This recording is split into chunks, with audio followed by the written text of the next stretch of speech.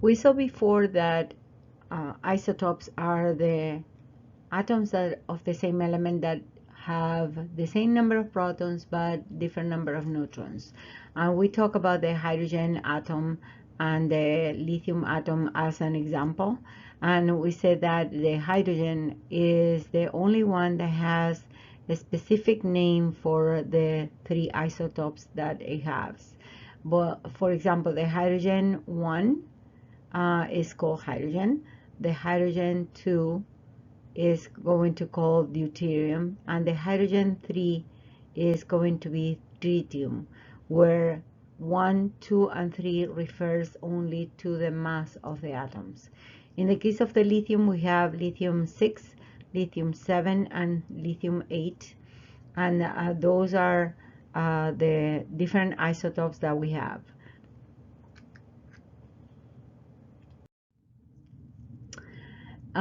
Some of the isotopes of elements are not very stable, and those are going to emit what we call radiation.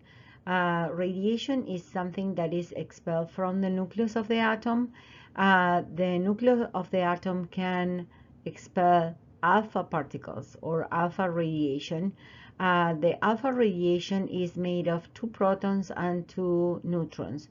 If you see, the alpha particles are going to have 2 protons and 2 neutrons, and that is the same as the nucleus of a helium atom. That's why we call that a helium nuclei.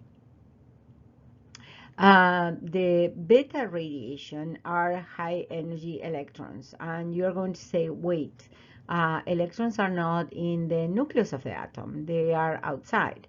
Well, actually what happens is that sometimes electrons can be formed in the nucleus of the atom. So a neutron is going to split into a proton and an electron, and this electron that doesn't belong inside the nucleus is going to be expelled out. That is called beta radiation.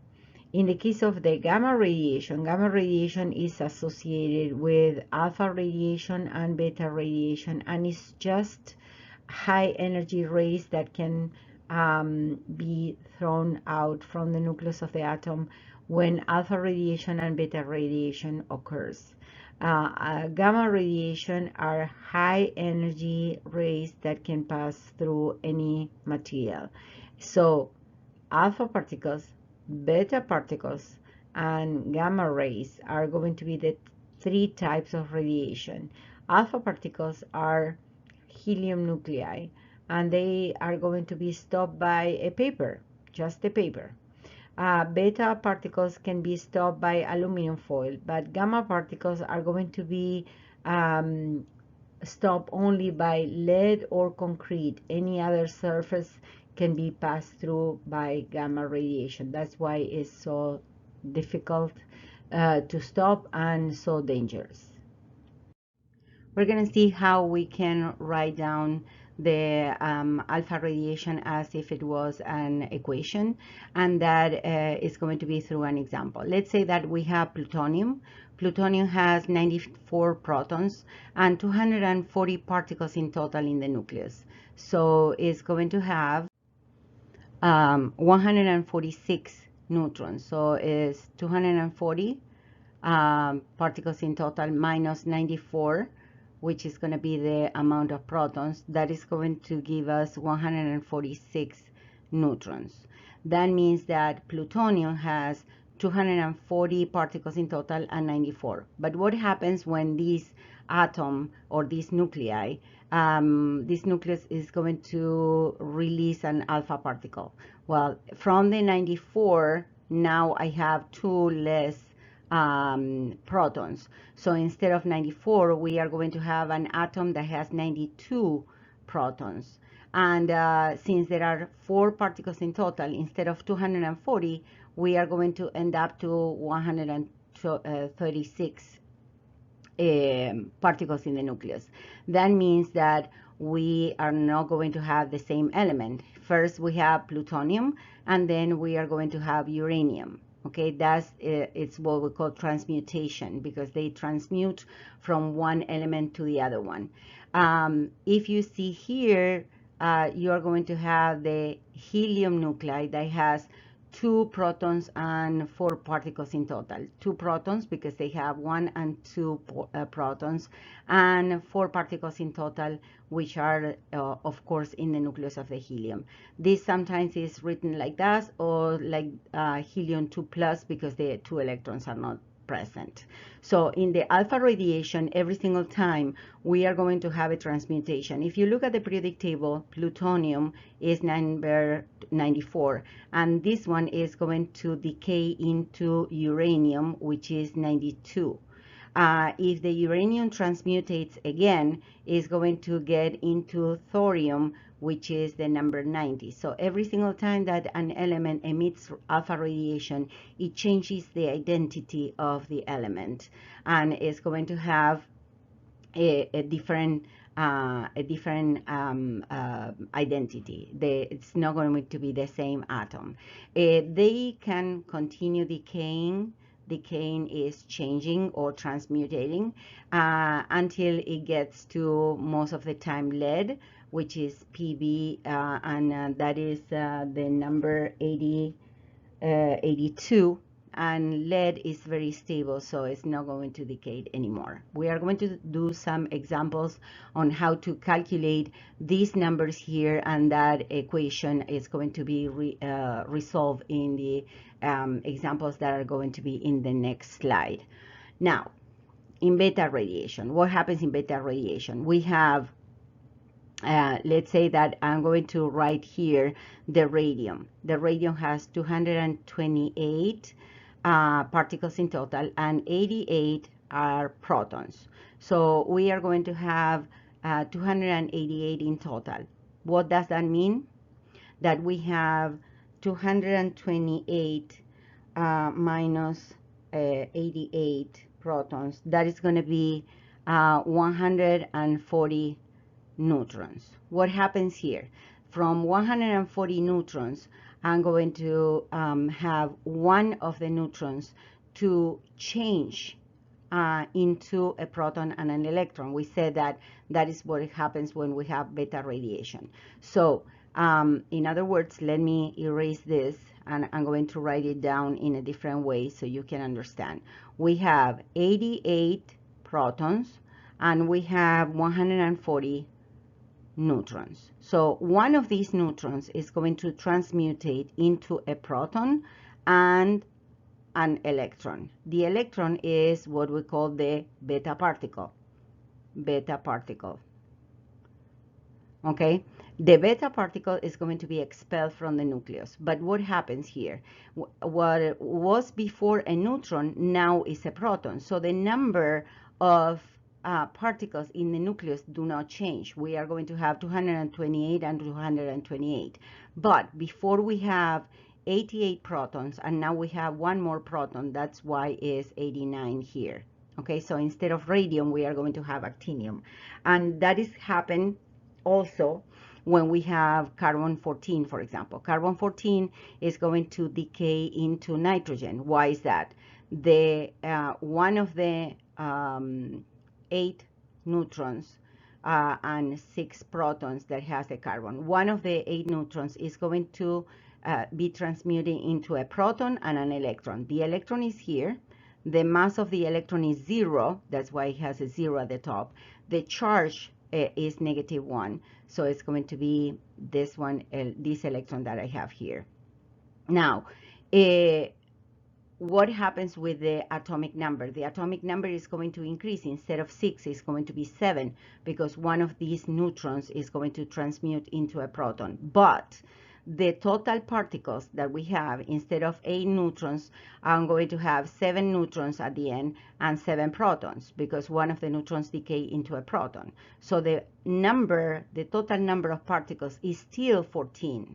So we are going to have a transmutation of one element into the other one, adding 1 proton, but the mass number is going to stay the same.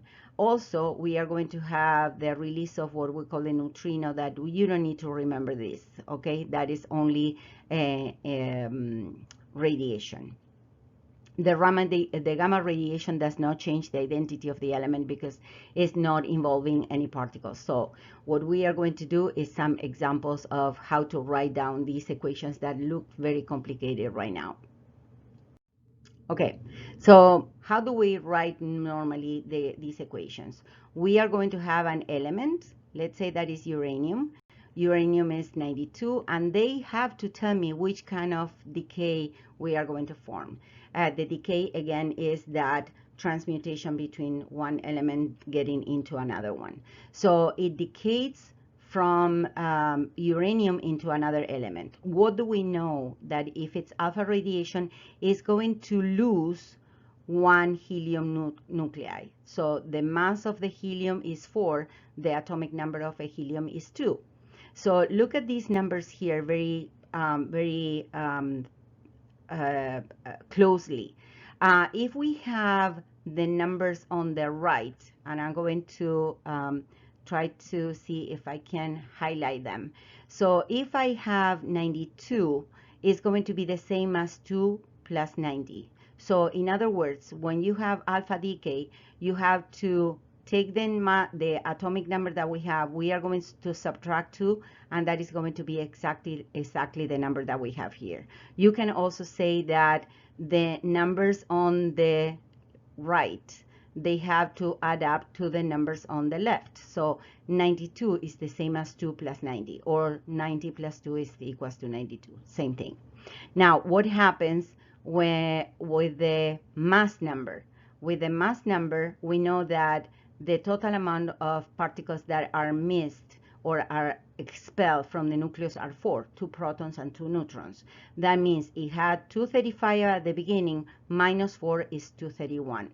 So again, if you look at the numbers on the right of the arrow are going to be exactly the same as the numbers on the left. It means that we have to add them up.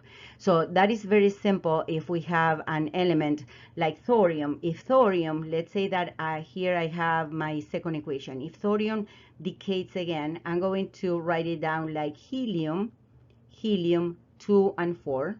So I'm going to say 231 minus 4 is 227, no? 227 plus 4 is 231. And 90 minus 2 is 88.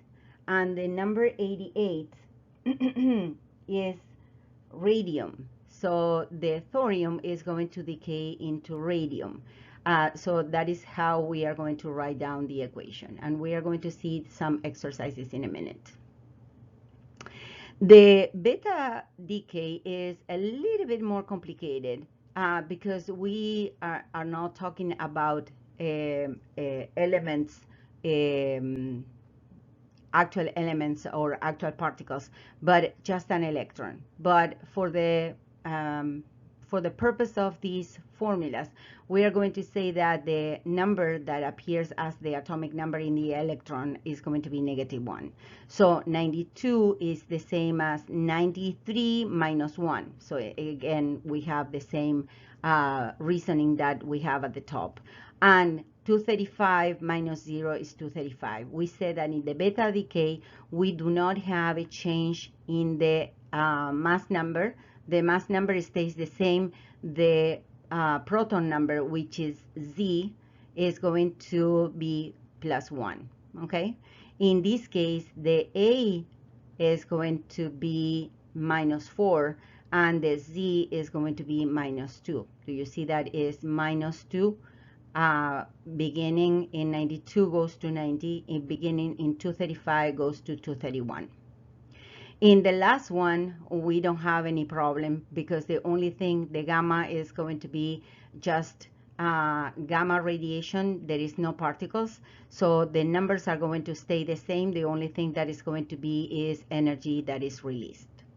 Now, in general, when we have alpha decay, the change in number of protons is 2 negative, and you can see 92 it changes into negative to get to 90. And in the alpha decay, the change in number of neutrons is going to be -2. So both of them are going to add up to -4, which is the number that appears in the mass number of the element. In the beta decay, the protons are going to add up in 1, and you can see that add ups in 1. And the change in neutrons is going to be -1. So +1 and -1 in the nucleus makes no change in the mass number. This is going to be no change. But also we can say that the protons are going to be +1 and the neutrons are going to be -1. Okay, so +1 and -1. In the gamma decay, we don't have any changes. You are going to say, why is this important? Well, you have to know how to write down these equations, so we are going to do some exercises now. In here, you have the same example for alpha radiation. So 88 minus 2 is 86, and 222 minus 4 is 218. After you calculate these numbers, you look at the atomic number, and the atomic number is going to give me the identity. Radon is 86 and radium is 88. And of course, helium is always the number 2. Remember that the alpha particle is identical to the helium nucleus or nuclei. In the example number 2, we have the beta radiation, and in the beta radiation, we have 1 neutron that is going to get into a proton. So how many protons do I have here and how many neutrons? I have 1 proton and 2 neutrons, okay? So in total we have 3 particles here. That's why we have 3. So in the case of the beta radiation, 1 of these neutrons is going to get into a proton. So at the end, I'm going to have 2 protons and 2 neutrons. In total, 1 neutron. 1 neutron. So 1 plus 2 is 3, same number. And 2 protons are going to be the 2 that we have here. So the hydrogen is going to get, or tritium in this case, because we know that with the mass equals to 3 is called tritium, is going to emit a beta particle, which is this one here, plus a antineutrino or neutrino. That doesn't matter. It's not important for us. That is more physics than chemistry. And is going to transmute into helium. Now, how do I resolve these exercises? Well, we know that these elements are going to go alpha decay. So, and they are going to emit an alpha particle. What is an alpha particle? The helium nuclei, and I know that is He, 2 and 4. Okay, so what is going to be left? Well, 84 minus 2 is equals to 82. And 210 minus 4 is 206. The mass number, it doesn't matter because we are going to have different isotopes for the elements. But the 82, we know that is lead, so I have to put Pb, and that's it. Okay. Uranium 238 goes into alpha particles, so again, I'm going to put helium 2 and 4, and again, you should stop the video and try to do these exercises yourselves once you understand what I did. And then 92 minus 2 is 90, and 288 38, I'm sorry, minus 4 is 234, and 90 is thorium, Th. And then here I have helium 2, 4. The 90 minus 2 is 88. And 288 minus 4 is 234. If you see, 88 is radium. And then the same here, helium 2 and 4. 86 minus 2 is 84.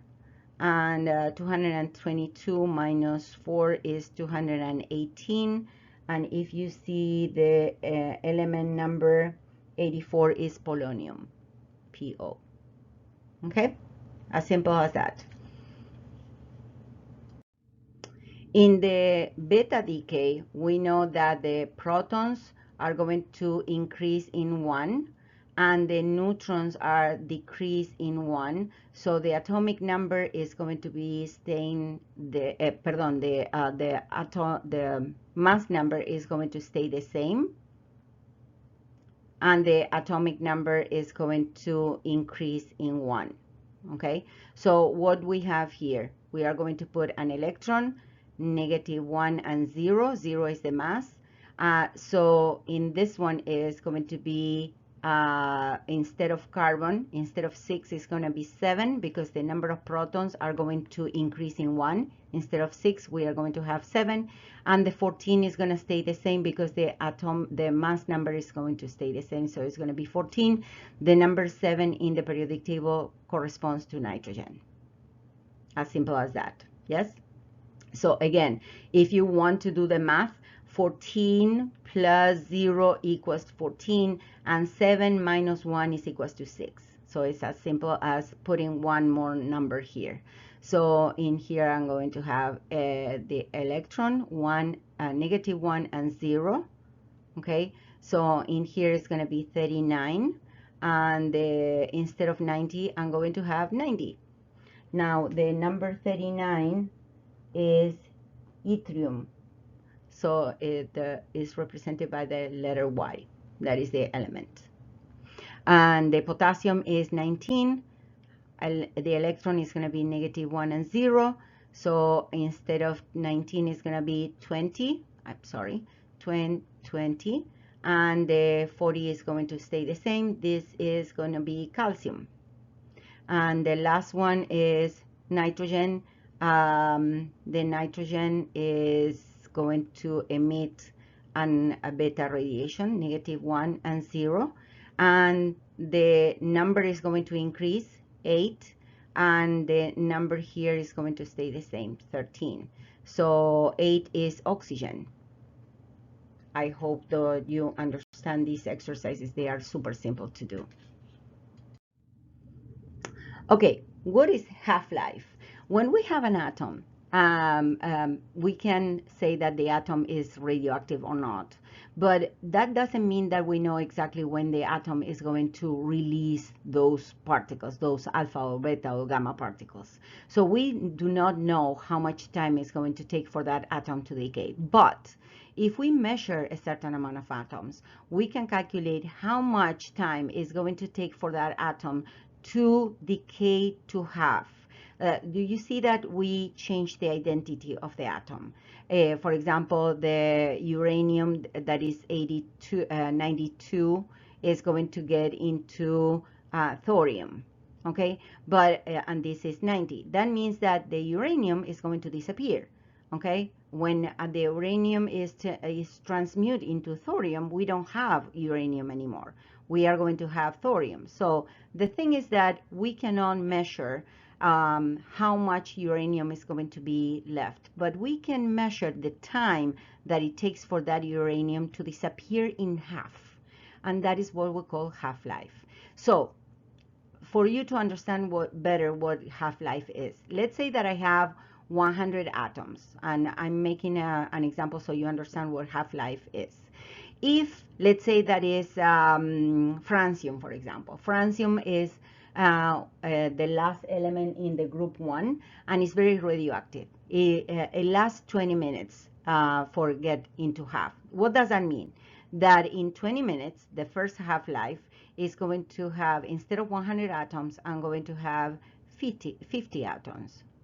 Okay, so that is after one half-life. After 2 half-lives, I'm going to have half of it, because the rest are going to be decaying into another element.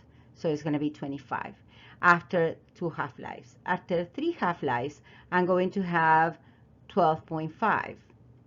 So I'm going to have, after 4 half-lives, I'm going to have 6.25. And this number is going to be smaller and smaller and smaller. And you can see here that I can make a curve, okay? And this is going to be something like this. This one is going to be smaller and smaller and smaller, but it never touches the zero. This is the curve of the half-life. Now, if we know the half-life of an element, we can calculate how much, by calculating how much or how much percentage that we have in a substance, we can know how old that element is. For example, let's do an everyday sample. Let's say that I am living, okay? I am a person that I'm living and teaching and all the stuff, and I have a certain amount of carbon in my body, the same as the plants, the same as the animals. But since I'm interchanging the carbon with the environment, the carbon that I take and the carbon that I expel through the carbon dioxide, through the waste when I go to the bathroom, is going to be balanced with the environment. What does that mean? Let's say that the environment has 1% of carbon 14, which is radioactive. My body also has 1% of carbon 14, and I'm making up the percentages. It's just for you to understand what it means. Now, what happens this one? Let's say that in my body I have 3,000 atoms of, let's do a number that is going to be better for you to understand. Let's say that I have 1,000 atoms. That it's not true, but let's pretend that I have 1,000 atoms when I'm living. 1,000 atoms of carbon 14, okay?